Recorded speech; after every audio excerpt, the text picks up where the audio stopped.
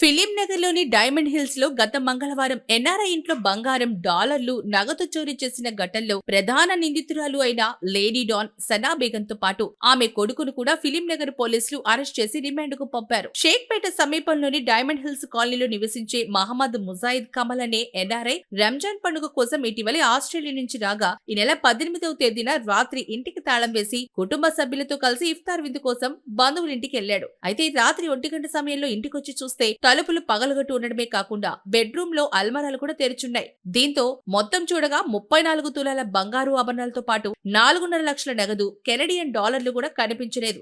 వెంటనే ఫిలిం నగర్ పోలీసులకు ఫిర్యాదు చేశాడు. ఇక రంగంలోకి దిగిన ఫిలిం నగర్ క్రైమ్ పోలీసులు ఘటనా స్థలంలో వేలి ముద్రలతో పాటు సీసీ కెమెరా ఫుటేజ్లను కూడా పరిశీలించి లేడీ డాన్ గా పోలీస్ రికార్డులోకి ఎక్కిన సనా డాన్ తో పాటు ఆమె ఇద్దరు కొడుకులు కూడా ఈ చోరీకి పాల్పడ్డట్లు దర్యాప్తులో తెలిపారు. ఇప్పటి వరకు వీరి మీద 48కి పైగా చోరీ కేసులు నమోదైనట్లు గుర్తించారు.